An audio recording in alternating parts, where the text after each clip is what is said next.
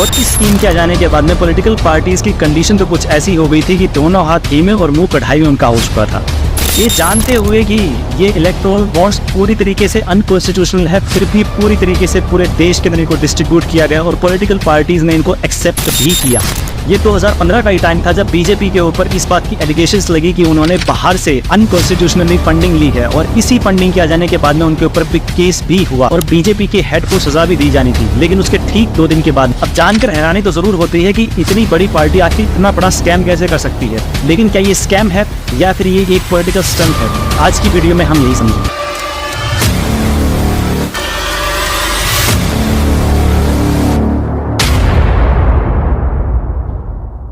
Scams का नाम तो आपने जरूर सुना होगा और पूरी दुनिया के अंदर स्कैम्स होते हैं, लेकिन आज हम जिस स्कैम के बारे में बात करने वाले हैं वो उन सभी स्कैम से बड़ा है। इंडिया के अंदर आज तक बहुत सारे स्कैम्स हो चुके हैं, जैसे कि हर्षद मेहता स्कैम, नीरव मोदी स्कैम और विजय माल्या स्कैम। लेकिन ये स्कैम है इलेक्टोरल बॉन्ड्स का, और क्या ये स्कैम है भी या फिर एक पॉलिटिकल स्टंट है? आज की इस वीडियो में हम यही समझने की कोशिश करेंगे। और चलिए आज की इस वीडियो को शुरू करते हैं। जितने आपके पास हो इन इलेक्टोरल बॉन्ड्स के बारे में सब आपको डिस्क्लोज करने हैं। उसका ये मतलब नहीं था कि आप बॉन्ड नंबर नहीं देंगे या और कोई डिटेल नहीं देंगे। तो उन्होंने बोला है कि सारे ही डिटेल्स जो भी उनके पास बॉन्ड के बारे में हो वो पूरे के पूरे डिस्क्लोज करें।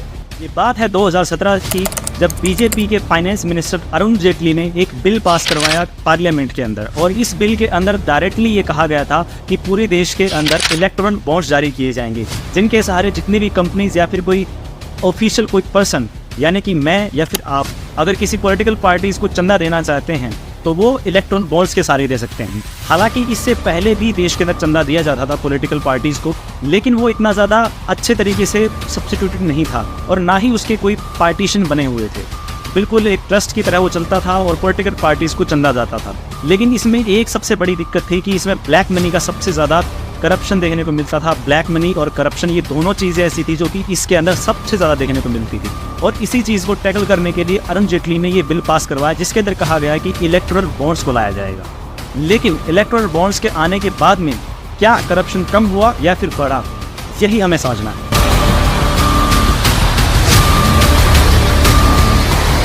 बारे में सुन के यही आएगा कि आखिर पॉलिटिकल पार्टीज को चंदा देने की ज़रूरत ही क्या है।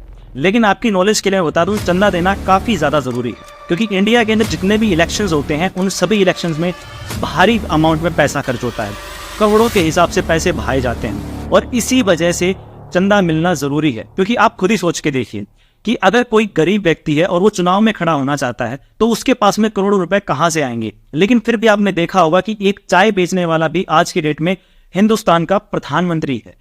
हालांकि मैं कोई टिप्पणी नहीं कर रहा हूं, मैं आपको सिर्फ फैक्ट्स बता रहा हूं। नरेंद्र मोदी जी जो पहले में भी चाय बेचते थे, जैसा कि मैं इतिहास के बारे में उनका पता चला है, तो ऐसे ही कोई भी गरीब व्यक्ति अगर चुनाव लड़ना चाहता है तो उसके पास में करोड़ों रुपए कहां से आएंगे?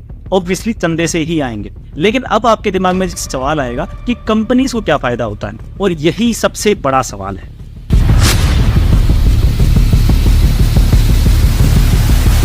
अब कंपनीज को क्या फायदा होता है, तो इसके कुछ मेजर कारण है। अब आप खुद ही सोच के देखिए, जो कंपनी चंदा देगी और जिस कंपनी ने जिस पार्टी को चंदा दिया है, अगर वो पार्टी सत्ता में आ जाती है तो सीधी सी बात है वो उसको कुछ ना कुछ सरकारी कॉन्ट्रैक्ट्स दिलवाएंगे। और आज की डेट तक नहीं बल्कि बहुत पहले से हम ये देखते आ रहे हैं, और इसी स्कीम का यूज करते हुए ही बीजेपी ने बहुत सारी कंपनीज को कॉन्ट्रैक्ट दिए, और ये सरकारी कॉन्ट्रैक्ट इलेक्टोरल बॉन्ड्स के आने के बाद में ही दिए गए।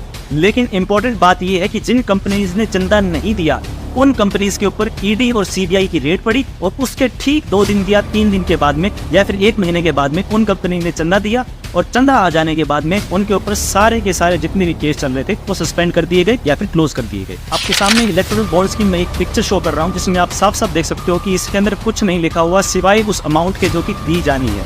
ना ही डोनर का नाम लिखा हुआ है और ना ही एक्सेप्टर का नाम लिखा हुआ है, और इसी प्राइवेसी की वजह से इन इलेक्टोरल बॉन्ड्स को लाया गया था। लेकिन यही सबसे बड़ी दिक्कत बन गई, क्योंकि इन इलेक्टोरल बॉन्ड्स को जब यूवी लाइट के अंदर चेक किया गया तो इनके ऊपर एक सीक्रेट सीरियल नंबर देखने को मिला, और ये यूनिफाइड जो कोड था इसी की वजह से ये सारा पंगा खड़ा हुआ। आपको जानकर हैरानी होगी कि 2018 तक आते आते इस स्कीम ने 9,857 करोड़ रुपए के इलेक्टोरल बॉन्ड्स बांट दिए, और ये बहुत बड़ी अमाउंट है। लेकिन 2019 के लोकसभा चुनाव के अंदर कांग्रेस और कई ओपोजिशन पार्टीज ने इस स्कीम का विरोध किया। उन्होंने यही कहा कि बीजेपी को इसका सबसे ज्यादा फायदा हो रहा है, उन पार्टीज को तो कोई फायदा ही नहीं हो रहा। अधिकतर कंपनी बीजेपी को चंदा दे रही हैं और जबकि बाकी ओपोजिशन की पार्टी बिल्कुल खाली बैठी। अब तक का सबसे ज्यादा बड़ा चंदा फ्यूचर गेमिंग कंपनी की तरफ से आया बीजेपी को, जिसकी टोटल अमाउंट 500 करोड़ को भी एक्सीड कर रही है। और ये तो ऑन रिकॉर्ड है, ऑफ द रिकॉर्ड पता नहीं कितने ही इलेक्टोरल बॉन्ड्स रिसीव किए गए होंगे बीजेपी की तरफ से। इसके बाद में आती है मेगा इंजीनियरिंग कंपनी, जिन्होंने स्टार्टिंग में 5 करोड़ रुपए के चंदा दिया और उसके ठीक कुछ महीने के बाद में उनको हिमाचल प्रदेश के अंदर एक कॉन्ट्रैक्ट मिल गया टनल बनाने के लिए। और वेदांता लिमिटेड ने तो सारी लिमिट ही क्रॉस कर दी। उन्होंने 500 करोड़ से भी ज्यादा का फंड रेज किया बीजेपी को इलेक्टोरल बॉन्ड्स के सहारे, लेकिन उनकी खुद की कंपनी की वैल्यूएशन इतनी ज्यादा नहीं थी। 2017 से लेकर के 2021 तक बीजेपी ने टोटल 4728 करोड़ रुपए की फंडिंग रेज की इन इलेक्टोरल बॉन्ड्स के सहारे। लेकिन हैरानी तो तब हुई जब कांग्रेस के इलेक्टोरल बॉन्ड सामने आए। उन्होंने सिर्फ 716 करोड़ रुपए की कमाई करी थी इन इलेक्टोरल बॉन्ड्स के सारे। मतलब कि डोनर्स ने सिर्फ 716 करोड़ रुपए ही कांग्रेस को देने सही समझे। लेकिन 2024 तक आते आते असली पंगा खड़ा हो गया, जिसमें 15 फरवरी 2024 को इन सारे इलेक्टोरल बॉन्ड्स को और जितने भी आगे छपने वाले इलेक्टोरल बॉन्ड्स थे उन सभी को सीज कर दिया गया और उनको अनकॉन्स्टिट्यूशनल घोषित कर दिया गया। और इसी इंसिडेंट्स के बाद में सबसे बड़ी प्रॉब्लम सामने आई। आप और मैं, हम सब न्यूज चैनल के ऊपर डिपेंड हैं, लेकिन क्या होगा अगर आपको पता चले कि न्यूज चैनल के ऊपर भी मेन खबर नहीं दी जा रही। अडानी स्कैम इतना बड़ा स्कैम था, लेकिन उसके बावजूद भी उसको न्यूज चैनल पे नहीं दिखाया गया।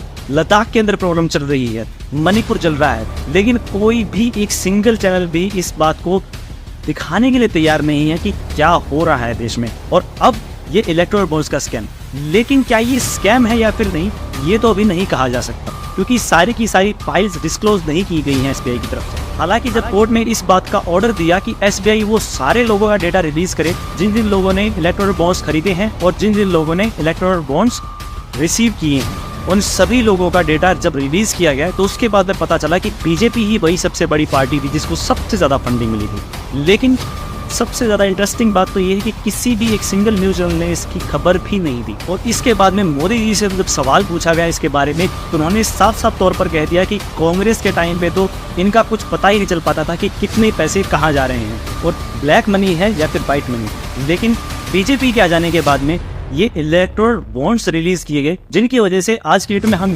ये तो जानते ही हैं कि किस व्यक्ति ने कितने पैसे दिए हैं या फिर किस कंपनी ने कितने पैसे किस पार्टी को दिए हैं। लेकिन ये बात थोड़ी सी अजीब लगती है, क्योंकि एक बहुत छोटा सा पैटर्न देखने को मिला। जिन जिन कंपनीज के ऊपर ईडी और सीबीआई की रेड पड़ी, ठीक उसके कुछ ही टाइम के बाद में उन कंपनीज ने बीजेपी को चंदा देना शुरू किया।